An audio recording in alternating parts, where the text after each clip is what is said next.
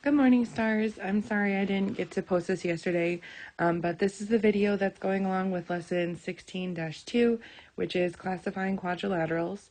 And the quadrilaterals we're going to be looking at today include the trapezoid, parallelogram, rectangle, rhombus, and square. Really quickly, I just want to do a quick review of lesson 16-1, which was about classifying triangles. And there are two different ways that we can classify the triangles. First, we can do it by angles.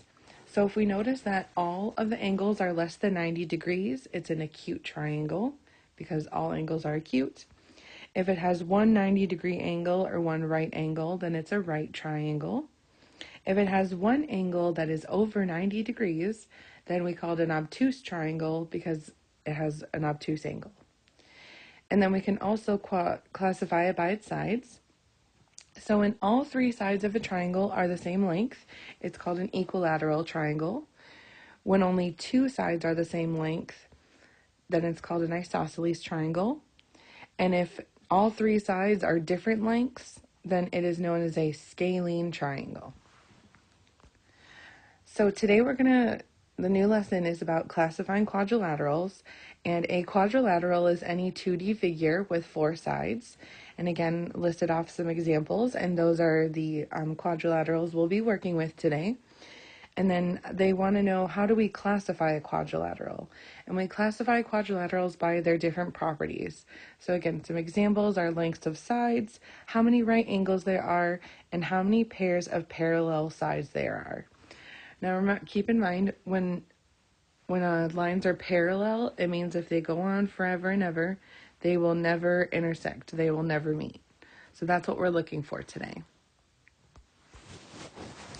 So let's go over the properties of the 2D figures we'll be working with. So a trapezoid has one pair of parallel sides. So again, if I extend my sides out, there's one pair of parallel sides because those would never intersect. But if I extend these, you can see that as these two sides keep going, they will eventually intersect. And it's the same thing in the other example of a trapezoid. And then next is a rectangle. Now a rectangle has to have four right angles, and it also has to have two pairs of parallel sides. A rhombus, it has to have all sides of the same length, and it has to have two pairs of parallel sides. Notice how for a rhombus, they don't give us any specific angle measurements or angle sizes, because in this example, we see that there are four right angles. So a square is an example of a rhombus. But then here we see we have acute angles and also obtuse angles. So for a rhombus, it's like a square, but not as specific when it comes to the angles. They just needs to be all sides of the same length and two pairs of parallel sides.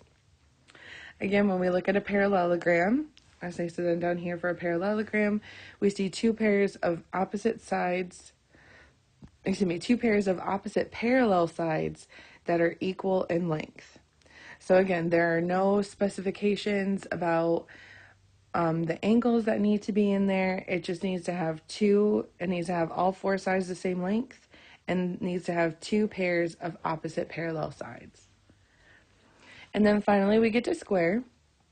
And a square is all four sides are the same length. It has four right angles, and it has two pairs of parallel sides. So think about it. How else could we qualify? Yikes. How else could we classify a square rather than just a square? I wonder if we're going to practice. Boom, we are. You're welcome. Okay, so we're given some shapes here. And what we need to do is we need to classify these shapes in as many ways as possible. So if we look at our first shape right here, we can see, so the first thing I want to talk about, every single shape talked about the parallel sides. So let's see. Look at that. There's one pair of parallel sides and then another pair of parallel sides. Because again, if they keep going on forever and ever, they're never going to intersect. So we know it's going to be a rectangle because not all four sides are the same length, so it can't be a square. sorry, I'm getting ahead of myself. So we know it's a rectangle because it has 4 right angles. It has 2 pairs of parallel sides. So that's how we know it's a rectangle. And then if we look at it as a rhombus, so remember the properties of a rhombus was that they had all 4 sides the same length and the 2 pairs of parallel sides. So yes, a rectangle has 2 pairs of parallel sides, but not all 4 sides are the same length. So that rules it out, also being able to classify a rectangle as a quadrilateral. Oh boy. That's why. Sorry, I got this. So that's why for a rectangle, it only classifies as a rectangle. Because with a rhombus, parallelogram, and square, they specify that all 4 sides need to be the same length. And again, not all 4 sides of a rectangle are the same length. All right, and then if we look at number 2, obviously Ms. Van Tile is like really good at drawing, and obviously all 4 of these sides are the same length. Duh. So we know that a quadrilateral that has all 4 sides the same length and 4 right angles is a square. So that's the first way that we can classify this shape. And then again, it has the parallel sides. We see that. Now, we can also classify it as a rectangle because again, it has 2 pairs of parallel sides and 4 right angles.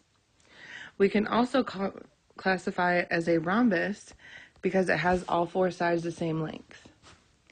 We can also classify it as a parallelogram because it has 2 pairs of parallel sides and all 4 sides are the same length. Oh, crazy, right? Okay, let's look at number 3. So when I look at number 3, again, Ms. Van Tile is awesome, and we see that all 4 sides are the same length. So let's extend the sides. Yikes. So again, if we look at the sides, we see that there's 2 pairs of parallel sides. So that can fit in as a rhombus.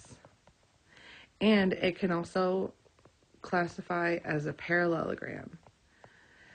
Now, even though it has 2 pairs of parallel sides, it cannot classify as a rectangle and a square because you'll see it has no right angles. And then number 4 is it's basically the same shape that we just worked with in number 3. It's just wider and on its side. But again, we see 2 pairs of parallel sides. All 4 sides are the same length. So this can classify as either a rhombus or a parallelogram. And again, it cannot be a rectangle or a square because there are no right angles. And for a rectangle and a square, they both have to have the right angles. All right, we're going to do these 4 examples and then we're all set. So number 5, it says, which quadrilateral is both a rectangle and a rhombus? So let's just kind of think about it. So for a rectangle, it needs 4 right angles and 2 pairs of parallel sides. Good handwriting. Okay. And then for it to be a rhombus, it just needs to have all 4 sides the same length. Well, and also 2 pairs of parallel sides, but it already needs that to be a rectangle too. So there are 2 other shapes that this could possibly be. Because again, what's really getting us, we know it can't be a rectangle and we know it can't be a rhombus. Because a rectangle has to have right angles. It has to have 4 right angles too. And there's only one other quadrilateral besides the rhombus and parallelogram that need their 4 sides to be the same length. And that is a square. So the quadrilateral that is both a rectangle and a rhombus is a square. And then I also kind of went ahead of myself at answer number 6, where it says, why is a square also a rectangle? Because again, the only difference between the properties of a square and the properties of a rectangle is that for a square, it needs to be all 4 sides the same length. So a square still fits the properties of a rectangle because it has 4 right angles and it still has the 2 pairs of parallel sides. That's why a square is still considered a rectangle.